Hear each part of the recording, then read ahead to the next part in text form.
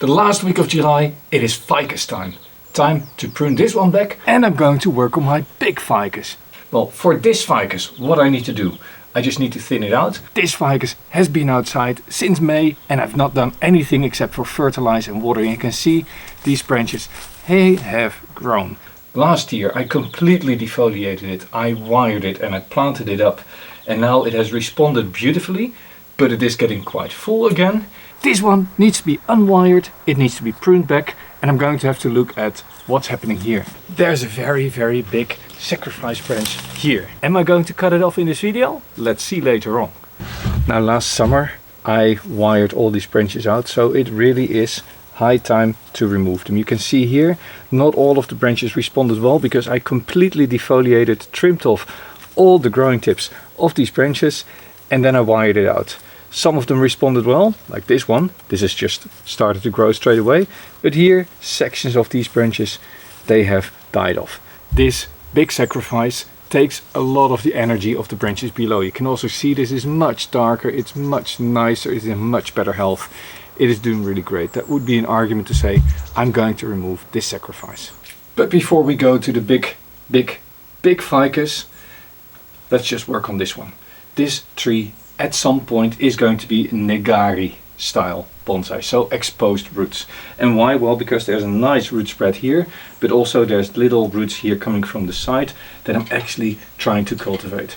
The top is always a lot stronger than the bottom branches, so that also dictates that the top of the tree is going to be pruned a lot stronger than these bottom branches. Normally I start at the bottom, but here this branch is so weak, it has grown so little, I'm actually going to go all the way to the top. And you see here, this is all growth from this year. So that means that I can go in now and I can say, well, I don't want all this growth. Another thing that you can't see, but I'm going to remove a few leaves, so maybe you have a bit of a better view. You can see that this here has a lot of different branches. There's actually a side branch here, there's a side branch there, and in the back there is also one. How tall do I want this tree to be? That is going to be dictating how much am I going to prune? Am I going to prune everything off? Because at some point I could also say I go down to one of these smaller side branches to reduce the height. Well, if you look at the whole composition of the tree, it's quite clear that this top doesn't stand out as being overly tall. So I'm going to keep all of them, and in fact I'm going to take one of the branches, this tallest one, that comes a little bit to the front, and say this is my ultimate height after the pruning. I'm just removing half. Then this branch that is more to the side, of course, needs to be a lot shorter. How much shorter? Well, you see this has come up sideways and then it goes up. And I'm going to opt for going sideways further. Here there's a leaf that points to the right for you. And I'm going to take that leaf as an indicator where my next bud will pop. And I'm going to remove it there. Then here in the back we see there's another big branch. And here I'm going to do the same thing. I'm going to take an outward pointing leaf and I'm reducing the rest of the branch. Now all of these could of course be used as cuttings, but I'm not going to. Why? Well, I have too many plants. And so every branch that I go down, I look for an outward pointing leaf and I'm cutting back to it. It will back bud on the branches itself because it's going to pop new buds, of course. And because there's no growing tips, there's no incentive to just extend the branch. It will trigger buds all along these branches. Or at least that's what I tell myself. I am also making a much longer video. It's already been recording since 2004, I think, in which I follow this tree along, starting from an actual cutting into what I have now. So this is, I think, a little bit more than leaving two leaves on, but this is the sort of openness that I'm hoping for in this crown.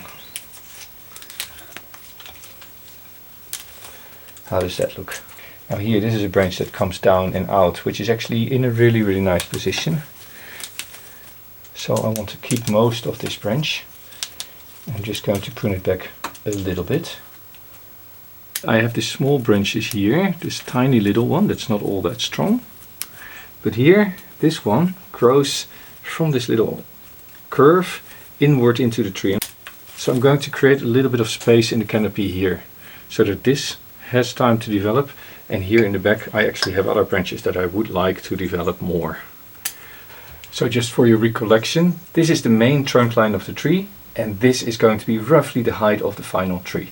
So this here that sits here on the side or in the back is actually way too long. I'm just going to remove here the main growth. This very long stem, let's see, there is a tiny little back, but there I'm removing this completely. I'm thinning this out way down, and this also way down. And then again, as I did before, I'm thinning out here and here as well. You see this is quite strong, but there's actually quite nice branches here in the bottom. In the end, I am not looking for a very dense crown.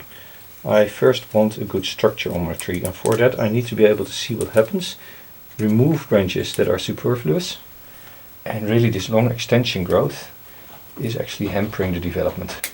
Right, and now you can much better see this area really as the top of the tree. And of course here and here I now need to do the same. But before we go there, why don't we go and have a look at my big ficus. This sacrifice of course aids in the healing of two major chops here of the trunk. So one here and one area here.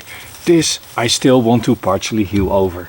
If that's going to be successful, I don't really know. Why are there big chops here, you say? Well, actually there is already a 3-part series on this ficus, which starts with this tree as just a stump.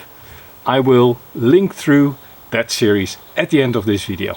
Now it is of course very tempting to straight away start unwiring, but I'm not going to start with unwiring. I'm going to start with reducing this long growth here on top.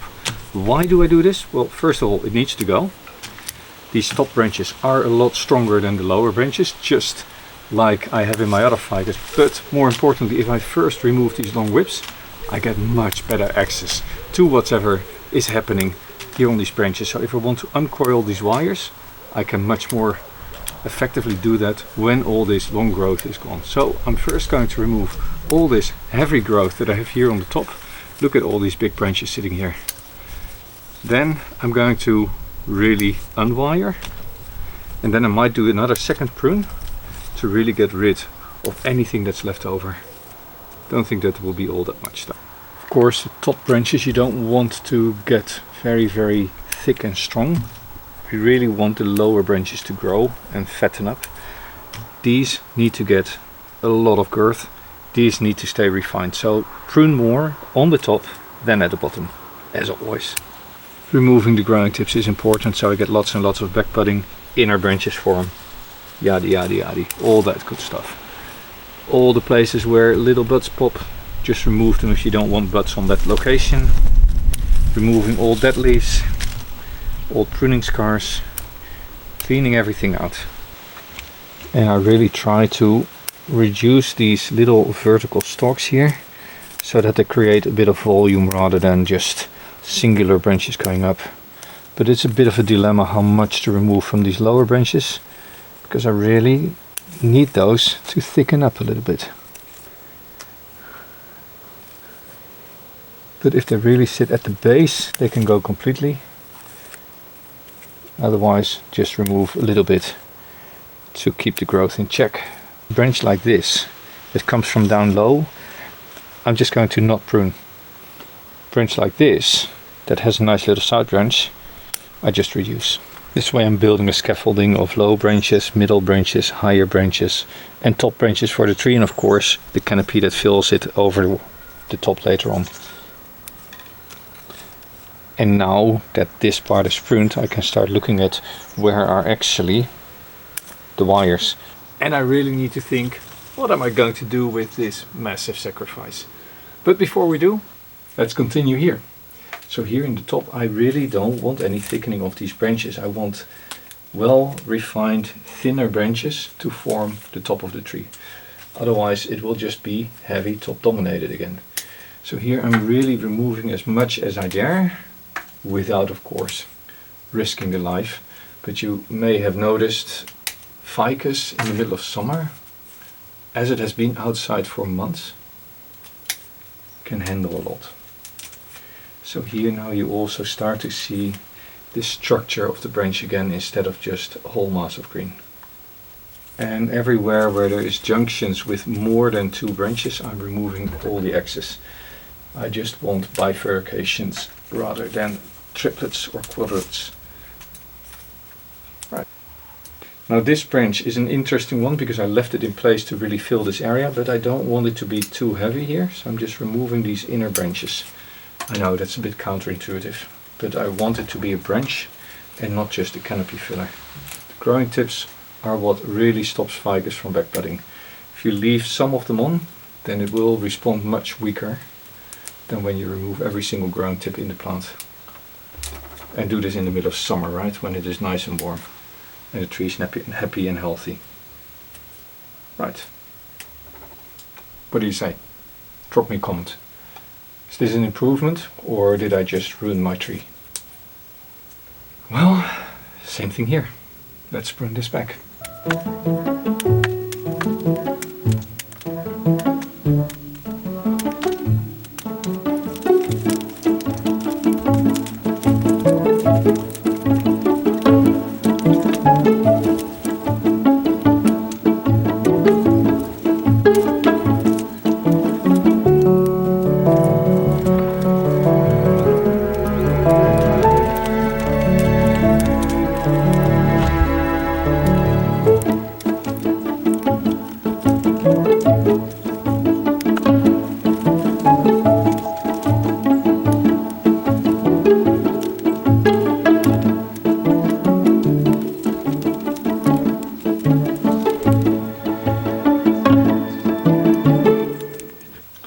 I would say that looks pretty cleaned up now.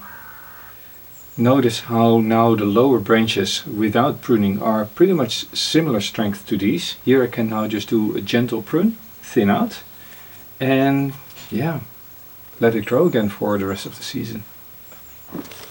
Now these big sacrifices here are needed for fattening up the lower base, but they're also taking a lot of the energy away from the lower branches. So I'm going to give the lower branches a bit of a push, and I'm just going to thin this out a little bit. It will therefore use less water, and I will have more space down below, more energy that will grow a little bit stronger. And yes, the sacrifice is going to grow more slowly, I know. But you know, this is always a trade-off, right? Having strong sacrifice growth and fattening, but the lower branches hold back. Now, if you want to know more about sacrifice branches, put me a comment down below, because I am actually editing one. If you're interested, I can make that one of my next videos to be released. Then of course it is helpful if you're subscribed, so you get a nice message, hey, there's a new video. Make sure that you every once in a while check in my channel, because YouTube doesn't seem to always show all my videos to all my viewers. Now all these wires have of course done their job, and I can now just remove them by gently uncoiling. There's a tiny little mark on the branch, which is actually what you need. A branch needs to grow, because only when a branch has grown it will hold its position. And growing means fattening up, and if the wire is gently applied, then it only touches the bark and not much more than that. But yeah, then the branch starts growing and fattening. You get the tree growing around the wire a little bit. So having tiny little marks on your bark is not a problem. This will grow out fairly quickly. Now of course, if you have a very thin bark species like Japanese maple scars quite easily, so there you have to be more careful. But even there, gentle marking is not a problem. It becomes a problem when you have big grooves.